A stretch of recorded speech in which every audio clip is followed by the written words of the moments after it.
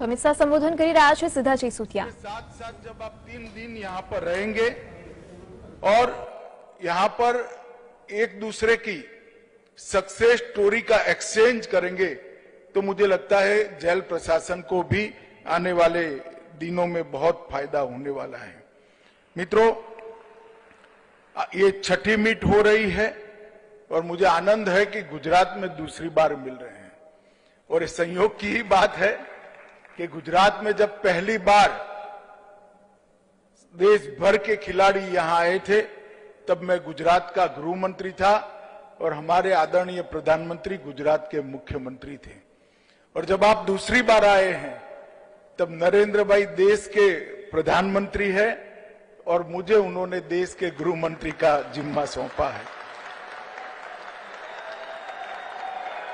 इसलिए मेरे लिए ये बहुत हर्ष का विषय है कि दोनों मीट में मैं आपके स्वागत के लिए यहां उपस्थित हूं। मित्रों, बीपीआरएनडी अनेक प्रकार के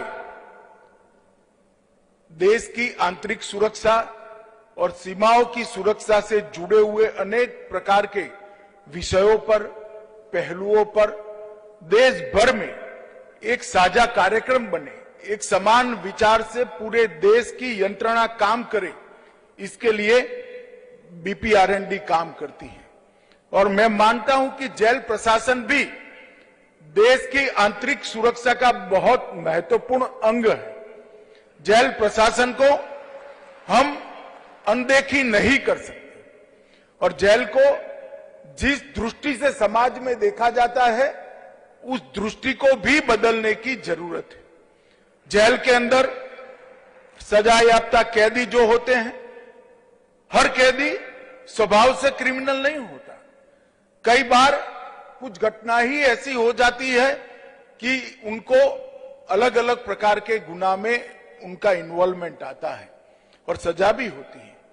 ये समाज को चुस्त दुरुस्त रखने के लिए बहुत जरूरी प्रक्रिया है, क्योंकि दंड ही नहीं होगा तो भय नहीं होगा, भय नहीं होगा तो डिसिप्लिन नहीं होगी और डिसिप्लिन नहीं होगा तो स्वस्थ समाज की हम कल्पना नहीं कर सकते। इसलिए दंड की प्रक्रिया तो बहुत जरूरी है, परंतु जेल प्रशासन का जिम्मेदारी है, जो स्वभावगत क्रिमिनल नहीं है, जो बॉर्न क्रिमिनल नहीं है और जो आदतन क्रिमिनल नहीं है, वो सारे कैदियों को समाज में पुनः प्रस्थापित करने के लिए जेल एक माध्यम बनना चाहिए, कारागार एक माध्यम बनना चाहिए और जेल प्रशासन इस दिशा में जाना चाहिए। जो जिनको सजा होती है इसमें से 90% कैदी ऐसे होते हैं जिनका समाज में पुनर्वसन बहुत महत्वपूर्ण होता है। केवल मैं मानवीय दृष्टि से नहीं कहता, ये कानून और व्यवस्था की दृष्टि से भी बहुत महत्वपूर्ण है। मानवीय दृष्टि से तो महत्वपूर्ण है ही है।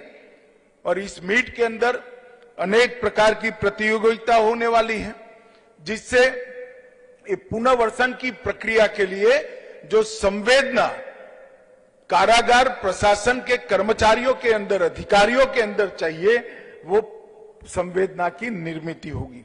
यहां पर प्रश्नोत्तरी की भी प्रतियोगिता है, कंप्यूटर और टेक्नोलॉजी की प्रतियोगिता है, जेल का व्यवसायिक मॉडल की प्रतियोगिता है, स्वच्छता की प्रतियोगिता है, अनेक प्रकार के खेलों की भी प्रतियोगिता है। वॉलीबॉल, कबड्डी, 100 से 400 मीटर की दौड़, ऊंची कूद, ढेर सारे खेलों की भी प्रतियोगिता है। हमारे देश के प्रधानमंत्री मोदी जी ने फिट इंडिया का मंत्र देश की जनता को दिया है। स्वास्थ्य को रिपेयर करना एक बात है, मगर शरीर को ऐसा रखना जिससे किसी को अस्पताल की जरूरत ही नहीं पड़े, वो फिट इंडिया का मूल मंत्र है।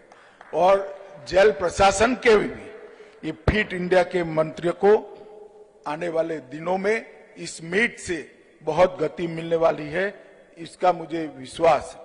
मित्रों, इस देश के अंदर एक प्रकार से कारावास और कारागार और जेल एक प्रकार से निग्लेक्टेड फील रहा है। मैं आज राज्यों को भी अनुरोध करना चाहता हूं। कई ऐसे राज्य हैं जिनमें आज भी अंग्रेजों ने बनाई हुई जेलें जस की तस पड़ी है। इसके अंदर मॉडर्नाइजेशन करना, टेक्नोलॉजी से युक्त करना, सुरक्षा की दृष्टि से चुस्त दुरुस्त बनाना और कैदियों के अच्छे रहने की व्यवस्था करना, उनके लिए लाइब्रेरी बनाना, उनको अनेक प्रकार की तालीम से युक्त कर पुनर्वसन के योग्य बनाना, उनके स्वास्थ्य की चिंता करना, अंदर एक अच्छा अस्पताल होना और मानसिक विकास के लिए अनेक प्रकार के कार्यक्रम हम कर सकते हैं। अंग्रेजों के जमाने में ठीक था, उनको कैदी जो आता था वो ज्यादातर राजनीतिक कैदियों को लाते थे और उनको यातना देना, प्रताड़ना करना, वो उनका शासन बरकरार रखने का एक माध्यम हो सकता है। मगर अब देश आजाद हो चुका है। कारावास के लिए हमारे दृष्टिकोण को हमने फिर से एक मूल्यांकन करने की जरूरत है और जेल की सुविधाओं को भी राज्य बहुत महत्व दे, ये बहुत जरूरी है। और इसके लिए मोदी सरकार आने के बाद एक बहुत व्यापक समीक्षा कर उस वक्त 2016 में जो जेल मैनुअल था उसकी जगह मॉडल जेल मैनुअल मोदी सरकार ने इंट्रोड्यूस किया है। मगर मैं आज फिर से एक बार कहना चाहता हूं कि सिर्फ 11 राज्य और केंद्र शासित प्रदेशों ने ही इस जेल मैनुअल को अपनाया है। मेरा आग्रह है सभी राज्यों से कि जो मॉडल जेल मैनुअल 2016 है, इसको सभी राज्य अविलंब स्वीकार करें और इसके आधार पर जेल सुधारना के कार्यक्रम को अपने अपने राज्य में आगे ले जाए। इसके अंदर ढेर सारे सुधारात्मक बिंदु समाहित किए गए हैं।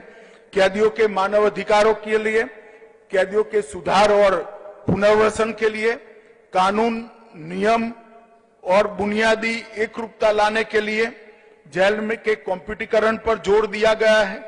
महिला कैदियों के अधिकारों पर विशेष प्रावधान किए गए हैं और आफ्टर केयर की सुविधाओं पर ध्यान देने का एक बहुत बड़ा थ्रस्ट दिया गया है। जेल के निरीक्षण के लिए भी बहुत अच्छी वैज्ञानिक नियमावली बनाकर भेजी गई है।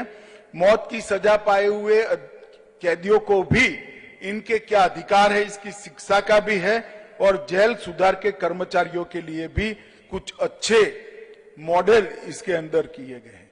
और ओवरक्राउडिंग की दिशा में भी सभी राज्यों ने सोचना पड़ेगा, क्योंकि ओवरक्राउडिंग जब तक है जेल प्रशासन को हम अच्छा नहीं कर सकते।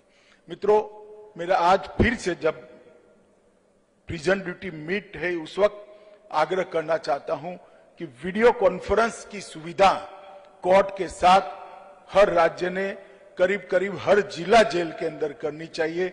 और अब इसके लिए कोई बहुत बड़ी टेक्नोलॉजी की जरूरत नहीं है, ढेर सारे राज्यों ने इनिशिएटिव लिए हैं और सफलता से उसमें किया है। जेल में रेडिकलाइजेशन का प्रचार प्रसार करने वालों को अलग रखने की व्यवस्था और नारकोटिक्स के गुनाह के अंदर जो लोग जेल में आए हैं उनको भी अलग रखने की व्यवस्था करने की जरूरत है। जो हमारे मॉडल हमने भेजा है 2016 का, इसके अंदर इसका भी बहुत अच्छे तरीके से हमने जिक्र किया हुआ है।